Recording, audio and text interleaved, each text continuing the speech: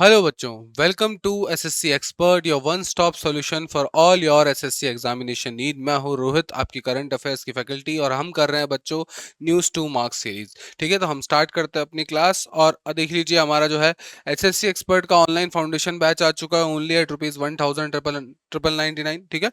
तो team expert नाम से हमारा जो ऐप है उसको आप डाउनलोड कर सकते हैं, और अन्य जुड़ी हुई जानकारियों के लिए आप कॉल कर सकते हैं बच्चों, कहाँ पे? हमारे हेल्पलाइन नंबर्स पे। तो आज का हमारा जो पहला टॉपिक है वो है बच्चों Garud high resolution binoculars for civil market. ठीक है, क्या है sir Garud high resolution binoculars? Binoculars का मतलब क्या है सर? दूरबीन।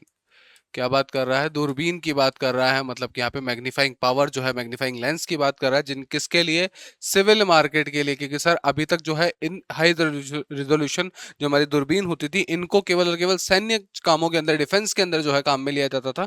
बट अब इनको क्या किया है सर? सिविल मार्केट मतलब कि सामान्य बाजारों के लिए भी इसको अप्रूव कर दिया गया है। इंडिया ऑप्टेल लिमिटेड बनाया किसने है इसको सर? इंडिया ऑप्टेल लिमिटेड ने बनाया है, जो किसके अंदर काम करती है सर? रक्षा उत्पादन विभाग, मतलब कि डिपार्टमेंट ऑफ डिफेंस प्रोडक्शन के अंदर आती है ये पीएसयू है, सरकारी सार्वजनिक उपक्रम है। सीपीएसई के अंदर आती है। किसके अंदर सर? मिनी रत्न कैटेगरी 1 में आती है। मिनी रत्न कैटेगरी 1 के अंदर आती है। ठीक है, जिसके अंदर क्या है बच्चों? स्वदेशी गरुड़ दूरबीन को सिविल मार्केट के लिए क्या किया गया? लॉन्च किया गया। अब इसके अंदर खास बात क्या है सर? इसकी जो मैग्निफिकेशन है, मतलब जो जूम है, जूम पावर है, वो कितना है? 8x का है। इसके अलावा क्या है? 7.6 डिग्री का फील्ड व्यू है। मतलब कि सर अगर आप दूरबीन के इस पॉइंट से देख रहे हैं तो यहां से यहां तक कितना है? 7.6 डिग्री का क्या है बच्चों? फील्ड व्यू है यहाँ पे। क्लियर है? ओवरऑल यहां तक जो ऑप्टिकल विजन जाता है आपका, इसकी पावर रेंज कितनी है सर?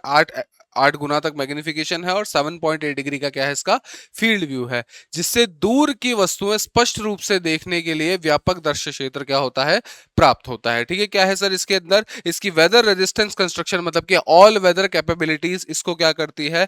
विभिन्न बाहरी परिस्थितियों में उपयोग के लिए क्या बनाती है? विश्वसनीय यानी कि रिलायबल बनाती है। देन इसके अलावा इसको किसमें काम में ले सकते हैं? बर्ड वॉचिंग के लिए, वाइल्ड लाइफ ऑब्जर्वेशन के लिए, घूमने के लिए, ट्रैवल के लिए, स्पोर्ट्स के लिए, फॉरेस्ट्री के लिए, मरीन एक्टिविटीज के लिए, और सिक्योरिटी एप्लीकेशंस के लिए भी काम में आ सकती है। ठीक है, तो गरुड़ रक्षा ऑप्टिक्स के अनुभव और आधुनिक तकनीक को क्या करता है? जोड़ता है। फिर इसकी लॉन्चिंग कंपनी की ऑप्टिकल कैपेबिलिटीज आम नागरिकों और प्रोफेशनल्स के लिए उपलब्ध हुई है। अब ये चीज और ध्यान रखेंगे आप कि अगर इससे क्वेश्चन आता है तो किस तरह से आ जाता है कि गरुड़ हाई रिजोल्यूशन बाइनोकुलर्स के संबंध में निम्नलिखित में से कौन सा कथन सही है? अब पूछ रहा है इसमें 6x मैग्निफिकेशन और 7.6 डिग्री का फील्ड व्यू है। सर 6x तो नहीं है, 8x है।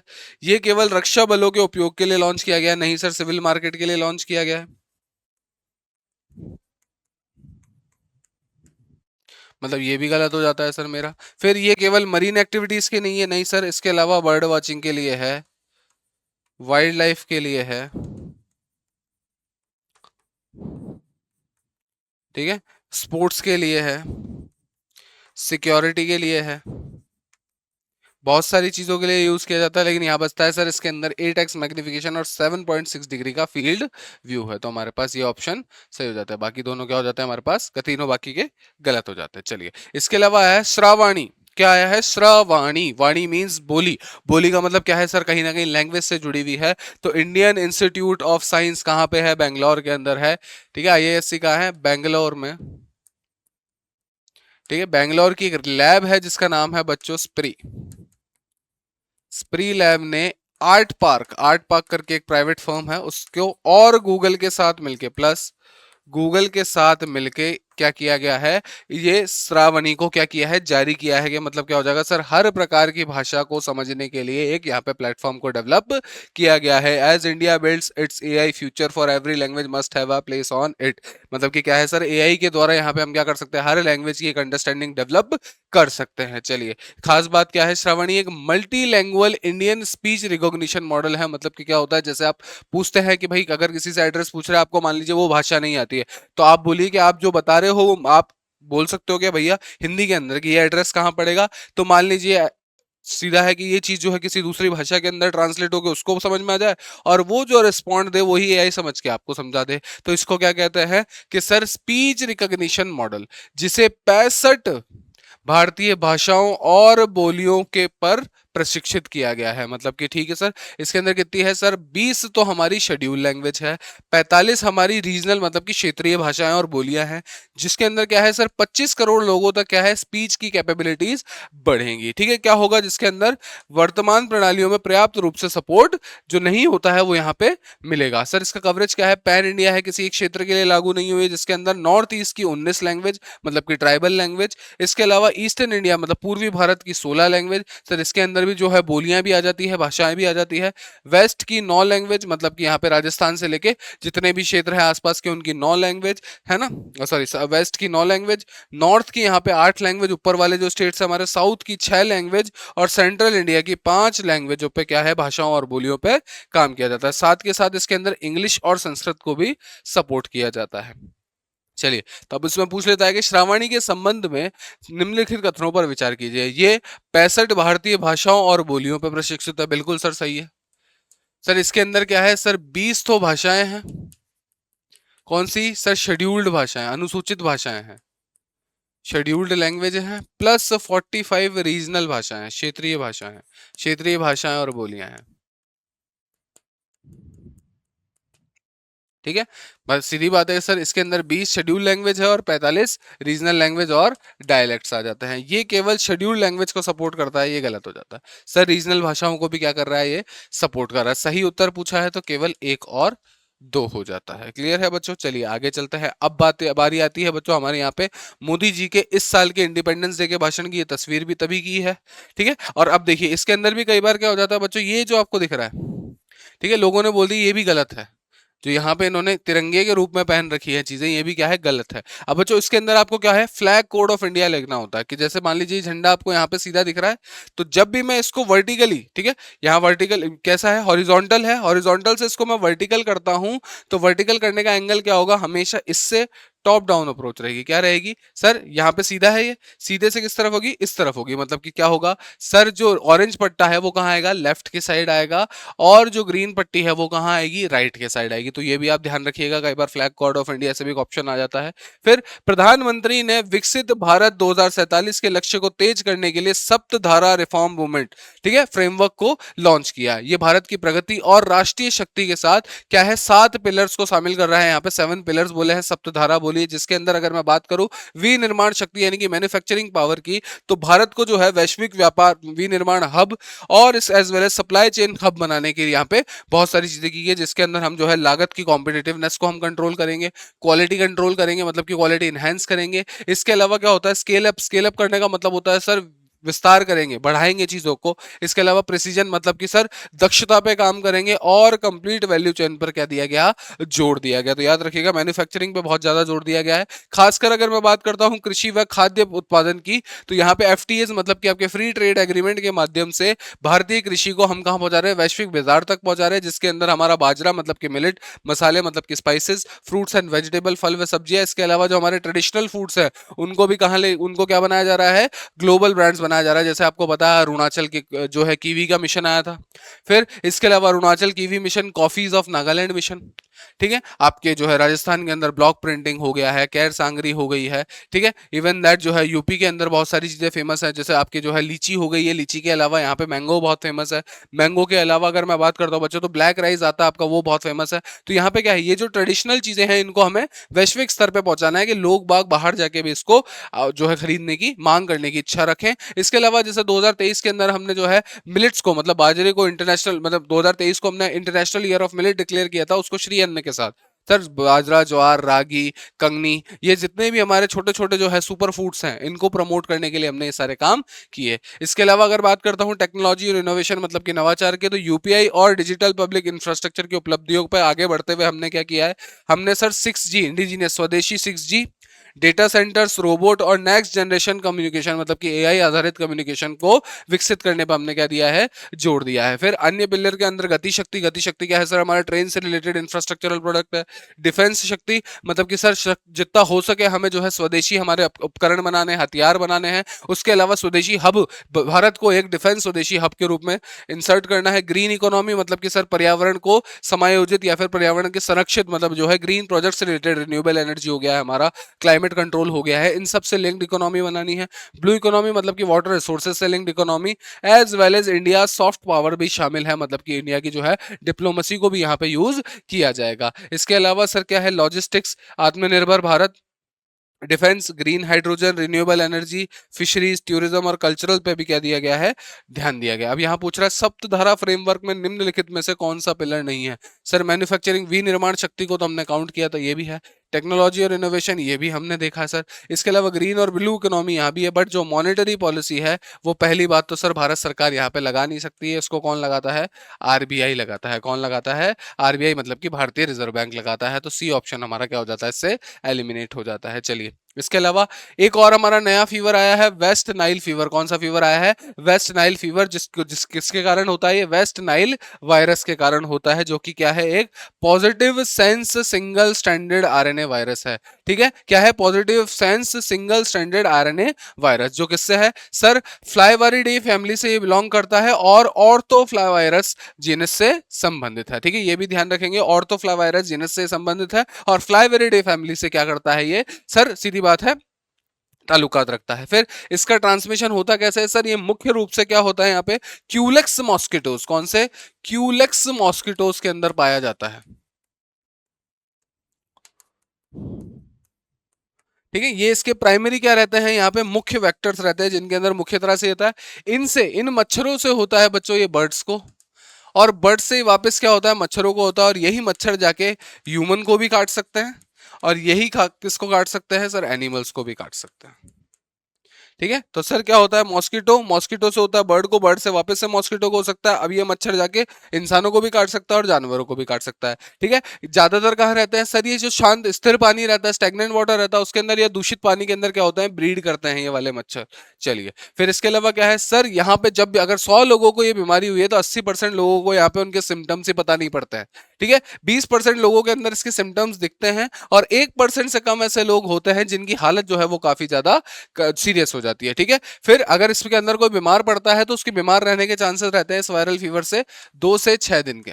ठीक है, इंक्यूबेशन पीरियड कितना है इसका, 2 से 6 दिन तक ये बॉडी के अंदर रहता है, उसके बाद जो अपना है यहाँ पे इसको जो है उतर जाता है ये। अब समझिए यहाँ पे क्या है सर, WNF की पुष्टि कहां से होती है सर, लैब टेस्टिंग, मतलब कि सर रिपोर्ट से हो सकती है। सिम्टम्स मतलब कि सर जो आपको सिम्टम्स दिखते हैं चीजों के बीमारी के, वो चीज, या फिर क्या है, संभावित मॉस्किटो के एक्सपोजर के आकलन से होती है। मतलब आपके पास अगर बाइट्स मुझे दिख रहे हैं तो पता पड़ जाता है वेस्ट नाइल फीवर है। ठीक है, वर्तमान में इसकी कोई लाइसेंस्ड ह्यूमन वैक्सीनेशन या फिर स्पेसिफिक एंटीवायरल ट्रीटमेंट उपलब्ध नहीं है। क्लियर है, ये चीज आप ध्यान रखना है कि वर्तमान में इसके लिए कोई भी वायरस या वैक्सीन यहाँ पे उपलब्ध नहीं है। प्रिवेंशन के लिए क्या करना पड़ता है सर, मच्छर काटे नहीं उससे बचाव करो, या फिर क्या करो आप, मॉस्किटो ब्रीडिंग साइट्स को समाप्त करना सबसे प्रभावी उपाय बता रहा है। अब देखिए इस पे क्वेश्चन पूछ लेता है कि वेस्ट नाइल फीवर के ट्रांसमिशन और वेक्टर्स के संबंध में कौन सा कथन सही है। ठीक है, अब बोल रहा है कि बर्ड इसके मुख्य वेक्टर्स है। वेक्टर का मतलब क्या होता है, जो एक्चुअल वायरस कंटेन करता है, जिसके अंदर मुख्यतः रूप से ये वायरस रहता है। और क्यूलेक्स मॉस्किटो जिसके रिजर्वियर है, मतलब कि नहीं सर लंबे समय तक उनमें रहता हो।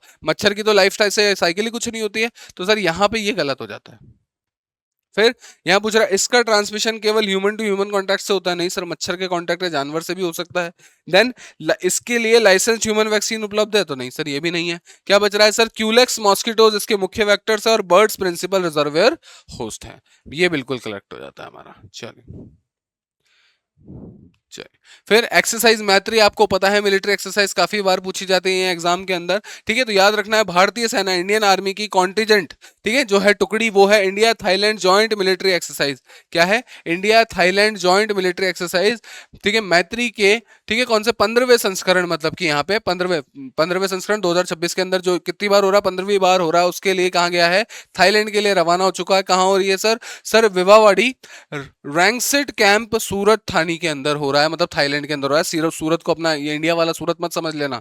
क्लियर है, तो यहाँ पे किसके बीच में हो रहा है सर, सीधी बात है, यहाँ पे हो रहा है इंडिया और थाईलैंड के बीच में। कहाँ हो रहा है, सूरत वानी डिस्ट्रिक्ट ऑफ दी थाईलैंड के अंदर हो रहा है। ठीक है, कॉन्टिनेंट क्या है, भारत यहाँ से गया है। ठीक है, मैत्री की शुरुआत कब हुई थी सर, 2006 के अंदर हुई थी। और ये भारत और थाईलैंड की जो आर्मीज है उनके बीच में बेस्ट प्रैक्टिसेस को क्या करता है, यहाँ पे साझा करता है। ठीक है, इसके अलावा क्या है सर, मिलिट्री कोऑपरेशन को मजबूत करने के लिए क्या है, महत्वपूर्ण प्लेटफॉर्म है। इस अभ्यास के बीच में दोनों सेनाओं के बीच में क्या है, इंटर ऑपरेबिलिटी, मतलब कि सर थल सेना और इसके अलावा जो दोनों सेना है वो आपस में मैनेज करके कितना बेहतर ऑपरेट कर सकती है किसी मिशन को। फिर म्यूचुअल अंडरस्टैंडिंग, इसके अलावा ठीक है कमांडरी को भी जो क्या करती है बढ़ाता है। दोनों देश के बीच में क्या है, लॉन्ग स्टैंडिंग बायलैटरल रिलेशन है, मतलब कि द्विपक्षीय जो हमारे संबंध है उनको क्या करता है ये और ज्यादा मजबूत करता है। 2026 के अभ्यास में जॉइंट काउंटर इंसर्जेंसी मतलब कि सर घुसपैठ, इसके अलावा टेररिस्ट ऑपरेशन मतलब कि आतंकवादी जो ऑपरेशन है वो, इनके संचालन के लिए कंबाइंड कैपेबिलिटीज को बढ़ाया जाएगा, विशेषकर जंगल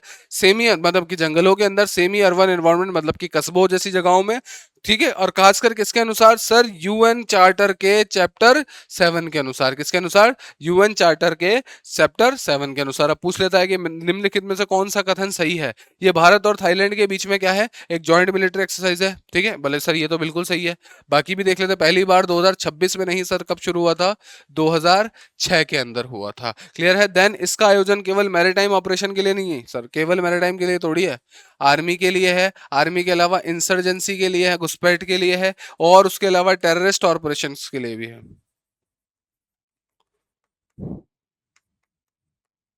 फिर सर ये भारत और जापान के बीच में नहीं होता है सर, किसके बीच में होता है, भारत और थाईलैंड के बीच में। तो यहाँ पे ये गलत हो जाता है, ये गलत हो जाता है, ये गलत हो जाता है, हमारा क्या बचता है, ए सही बचता है। चलिए अगला है तीस्ता, तीस्ता बराज प्रोजेक्ट, ठीक है। तीस्ता बराज, बराज का मतलब हो रहा है, बराज का मतलब होता है बच्चों डैम होता है, ठीक है। तो तीस्ता बराज प्रोजेक्ट क्या है, उसका जो डैम है वो ऑलरेडी स्टैब्लिश्ड है, उसके रिस्टोरेशन मतलब कि पुनर्रखाव और मैनेजमेंट के आकलन के लिए यहाँ पे 12 मेंबर हाई पावर्ड कमेटी यहाँ पे गठित की गई है, जिसके अध्यक्ष कौन होंगे, सेंट्रल वाटर कमीशन के चेयरमैन होंगे। कौन होंगे इसके अध्यक्ष, सेंट्रल वाटर कमीशन के चेयरमैन होंगे, ठीक है। समिति क्या करेगी सर, जो पानी है उसकी उपलब्धता, water availability, existing utilisation, sir उस पानी को कितना यूज में लिया जा रहा है, आने वाले टाइम पे कितनी डिमांड होगी, बैराज और इंफ्रास्ट्रक्चर की स्थिति मतलब कि सर कंडीशन क्या है, इसके अलावा क्लाइमेट चेंज इंपैक्ट का अध्ययन करेगी कि सर ग्लेशियर के पिघलने से, क्योंकि जो तीस्ता रिवर है वो कैसी है, ग्लेशियर रिवर है, ग्लेशियर के उससे मतलब सर जलवायु जितना परिवर्तन होगा उतनी ज्यादा ही रिवर्स क्या होंगी सर, डिपॉजिट करेंगे, उतने ज्यादा मेल्ट होंगे, तो उस जलवायु परिवर्तन से भी क्या होगा कि रिवर बेसिन रेजिलेंस को उपाय सुझाएगी, कि मतलब कि क्या है सर, कि इस रिवर बेसिन को हम किस तरह से और पर्याप्त बना सकते हैं,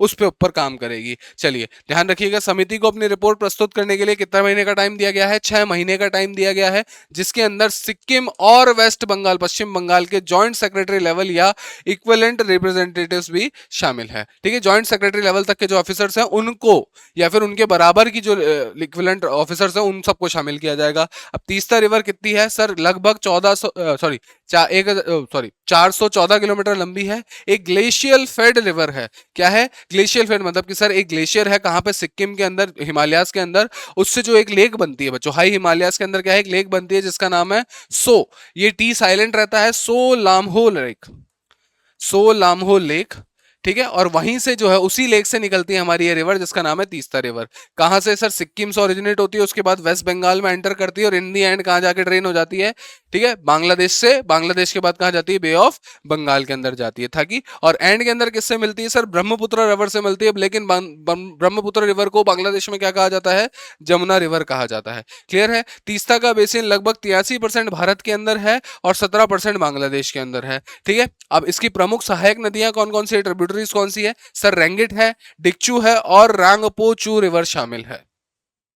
क्लियर है। तीस्ता रिवर के संबंध में निम्नलिखित कथनों पर विचार कीजिए। इसका उद्यम सोलामहो लेक से होता है सर, कहां है ये, high Himalayas of Sikkim, high Himalayas of Sikkim के अंदर, सिक्किम के अंदर जो ऊंचे हिमालय है उनके बीच के अंदर ये लोकेटेड है, बिल्कुल सही है सर। ये सिक्किम वेस्ट बंगाल से होते हुए बांग्लादेश में प्रवेश करती है, बिल्कुल सही सर। बांग्लादेश में प्रवेश होते ही ये जमुना रिवर से मिलती है, बिल्कुल सही है, ये चीज आप ध्यान रखिएगा। फिर सही उत्तर पूछा है कि सर, तो क्या पे तीनों के तीनों मेरे करेक्ट हो जाते हैं। चलिए फिर पूछ रहा है national sports awards, very important award, national sport award, ठीक है। कौन देता है sir, ministry of youth affairs and sports मतलब कि युवा मामलात और खेल मंत्रालय, ठीक है। बहुत सारे खेलों के अंदर उत्कृष्ट मतलब बहुत एफिशिएंटली जो प्रदर्शन करने वाले जो खिलाड़ी हैं उनको सम्मानित करने के लिए क्या दिया जाता है यहाँ पे सर, नेशनल अवार्ड दिया जाता है। इनके अंदर से 17 खिलाड़ियों को क्या मिला है, अर्जुन अवार्ड। इस साल कितने खिलाड़ियों को मिला है, 17 खिलाड़ियों को क्या मिला है, अर्जुन अवार्ड मिला है। चलिए इसके अलावा क्या है, अर्जुन अवार्ड पाने वाले मुख्य खिलाड़ियों के अंदर क्या है, दिव्या देशमुख है, किससे है लिंक, किए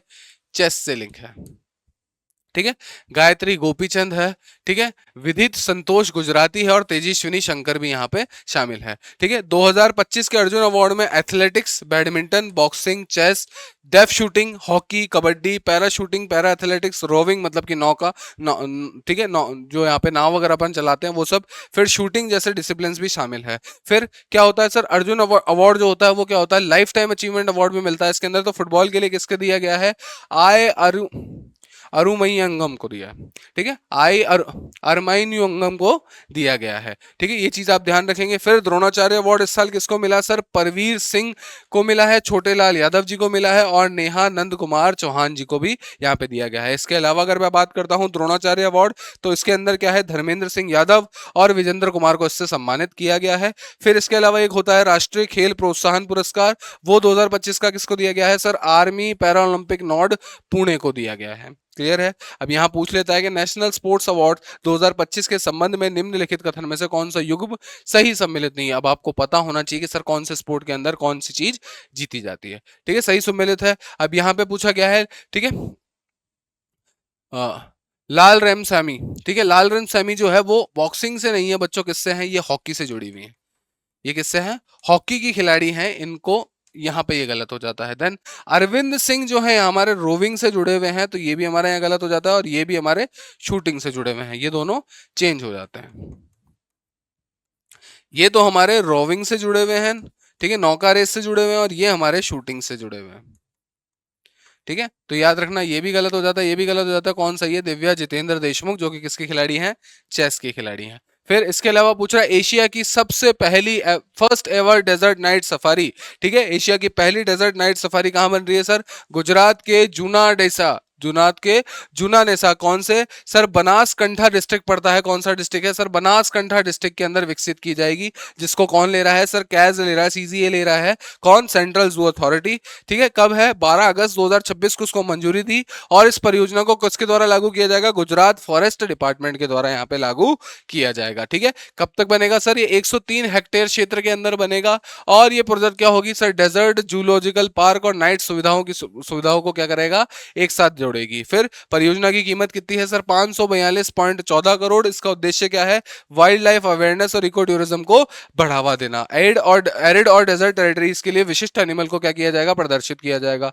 फिर क्या होगा, ड्राइव थ्रू नाइट सफारी, मतलब कि क्या होगा सर, गाड़ियों के द्वारा नाइट सफारी को भी यहाँ पे ऑर्गेनाइज किया जाएगा, जिसमें पर्यटक रात के समय जानवरों को देख सकेंगे। डेजर्ट थीम के माध्यम से एनिमल्स के लिए इकोसिस्टम बेस्ड सेटिंग यहाँ पे तैयार की जाएगी। इसके अंदर लगभग 2700 के आसपास जो है, यहाँ पे लगभग 2700 एनिमल्स और बर्ड्स को गिना जाएगा, जिसके अंदर क्या होंगी, कम से कम लगभग 83 जो स्पीशीज है वो प्रदर्शित की गई है, जिसके अंदर चिंकारा है, ब्लैक बग है, काला हिरण है, ठीक है, भारतीय गधा है, इंडियन वाइल्ड है, जंगली गधा जो होता है, चीता, जिराफ और जेबरा, कंगारू और एमू, एमू पक्षी होता है, वो भी शामिल है।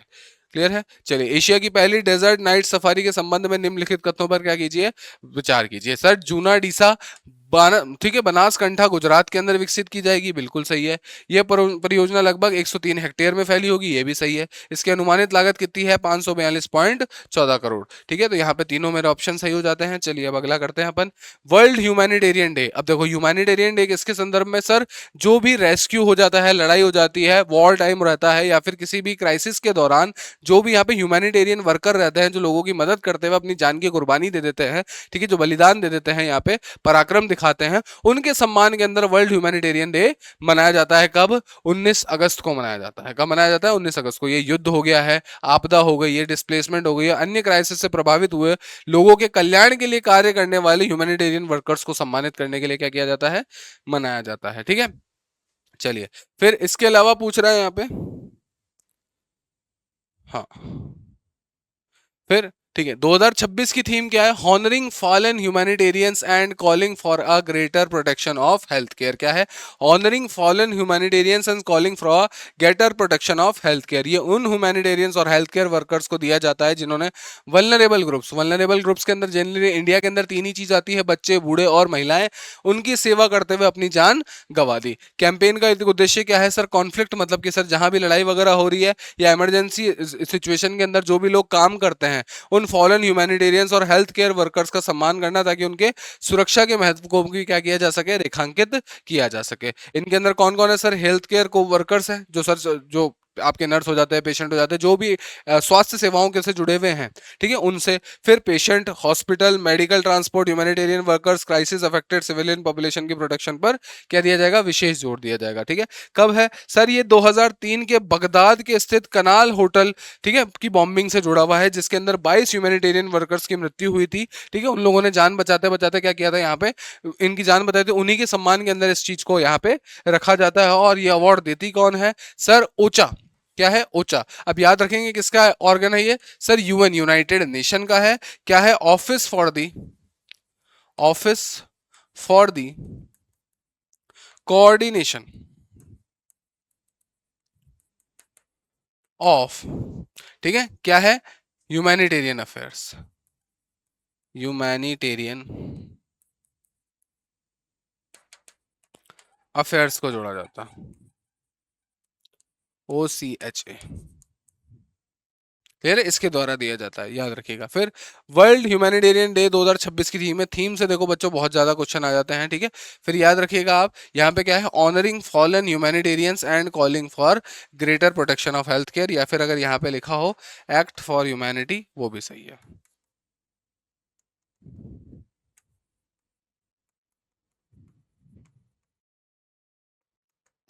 ये भी आपका यहाँ पे सही हो जाता है। चलिए अगला देखते हैं, मिर्जा फखरुल इस्लाम आलमगीर। आपको पता है पर्सन इन न्यूज काफी ज्यादा पूछ सकता है कई बार, तो क्या बने हैं ये, बांग्लादेश के राष्ट्रपति बने हैं। क्या बने हैं, बांग्लादेश के राष्ट्रपति बने हैं। मिर्जा फखरुल इस्लाम आलमगीर बांग्लादेश के राष्ट्रपति चुने गए। उन्होंने पार्लियामेंट्री इलेक्शन में क्या किए, मेजोरिटी वोट प्राप्त किए, मतलब कि कॉन्टेस्टेड इलेक्शन था। आप इनकी फोटो भी देख सकते हैं यहाँ पे, ठीक है। अब देखिए आलमगीर को कितने वोट मिले, आलमगीर को यहाँ पे 255 वोट मिले, जबकि उनके जो अपोजिशन लीडर थे, कौन, लीडर अली अहमद को कितने मिले हैं यहाँ पे, 88 वोट मिले। ये चुनाव बांग्लादेश के लिए महत्वपूर्ण रहा, क्योंकि पिछले 35 वर्षों में पहली बार कॉन्टेस्टेड प्रेसिडेंशियल इलेक्शन हुआ, मतलब पहली बार ऐसा हो रहा है कि कॉन्टेस्ट करना पड़ा है, मतलब कि दो लोग थे, नहीं तो हर बार क्या है, एक ही होते हैं। जिससे मतलब क्या होता है, जिससे फॉर्मर प्रेसिडेंट मोहम्मद शहाबुद्दीन के रेजिग्नेशन के बाद उनके टेम्पररी जो है प्रेसिडेंसी के दौर को क्या कर दिया गया, समाप्त कर दिया गया। यहाँ पे जो है मोहम्मद जो है शहाबुद्दीन साहब जो है, यहाँ पे शेख हसीना वाली कंट्रोवर्सी के बाद इन्होंने 4 संभाला था, और उसके बाद अब कौन बना है सर, अब के बने हैं हमारे यहाँ पे मिर्जा फखरुल इस्लाम आलमगीर, ठीक है, मिर्जा फखरुल इस्लाम आलमगीर। इसके अलावा क्या है, इससे पहले पार्लियामेंट्री कॉन्टेस्ट के साथ प्रेसिडेंशियल इलेक्शन कब हुआ था, 1991 के अंदर हुआ था, ठीक है। प्रेसिडेंशियल इलेक्शन सामान्यतः बहुत ही कम कंपटीशन रहा था, हालांकि अप्रैल 2023 में मोहम्मद शहाबुद्दीन के इलेक्शन में भी एक्सेप्शन यहाँ पे देखा गया था। अब यहाँ पे पूछ लेता है कि मिर्जा फखरुल इस्लाम आलमगीर के संबंध में निम्नलिखित में से कौन सा कथन सही है। उन्होंने 88 वोट प्राप्त किए, नहीं सर, वो तो अली अहमद ने किए थे, अली अहमद ने किए थे। ये भी देख लिया, हालांकि इतना डिटेल में नहीं पूछेगा, बट कई बार कुछ जस्ट क्वेश्चन के फॉर्म में याद रहती है तो ज्यादा बेटर रहता है। उन्होंने 255 वोट प्राप्त कर, ठीक है, प्रेसिडेंशियल इलेक्शन जीता, ये कथन सही है। 1991 के बाद पहला अनकॉन्टेस्टेड प्रेसिडेंशियल इलेक्शन था सर, अनकॉन्स्टेंटेड नहीं है, कंटेस्टेड था, ठीक है। तो यहाँ पे ये भी गलत हो जाता है, पहला भी गलत हो। उनके प्रमुख प्रतिद्वंदी मोहम्मद शहाबुद्दीन नहीं थे सर, कौन थे, अली अहमद थे। ये तो प्रोविजनल प्रेसिडेंट थे ना, तो यहाँ पे क्या हो जाता है, ऑप्शन नंबर मेरा बी सही हो जाता है। देन इसके बाद आता है सर लक्ष्मण मैयप्पन, वर्ल्ड के सबसे यंगेस्ट चार्टर्ड अकाउंटेंट, मतलब कि सीए बने हैं, ठीक है। इन्होंने मात्र और मात्र कितने, 16 वर्ष और 141 दिन की आयु में दुनिया के सबसे कम उम्र के पुरुष चार्टर्ड अकाउंटेंट के रूप में गिनीज वर्ल्ड रिकॉर्ड उनको क्या हुआ है, प्राप्त हुआ है, ठीक है। इसकी उपलब्धियां हैं, उम्र के अनुसार भी नहीं है, उनके जो है फाइनेंस के अंदर एकेडमिक और प्रोफेशनल जर्नी की गति और व्यापकता को भी दर्शाती। तो याद रखिए लंगेस्ट, या क्या बने हैं, लक्ष्मण मैयप्पन बने हैं हमारे यंगेस्ट सीए, ठीक है, याद रखिएगा। फिर इसके बारे में पूछ ले कि किस उपलब्धि के लिए प्राप्त किया गया सबसे कम उम्र के मेल चार्टर्ड अकाउंटेंट, ठीक है, ये चीज आप ध्यान रखिएगा। फिर इसी के साथ आप एक चीज और ध्यान रखिएगा, हमारा कोर्स जो है आ चुका है, SSC foundation online course, only at ₹2000 -1, मतलब कि 1999 के अंदर आप डाउनलोड कर सकते हैं हमारा ऐप टीम एक्सपर्ट। और अन्य किसी अलग क्वेरी के लिए आप जो है कॉल कर सकते हैं हमारे किस पर, हेल्पलाइन नंबर्स पर। तो इसी के साथ बच्चों क्या होता है, हमारा लेक्चर होता है खत्म। आपसे मिलेंगे अगले लेक्चर के अंदर, तब तक के लिए खुश रहिए, मुस्कुराते रहिए। जय हिंद, जय भारत।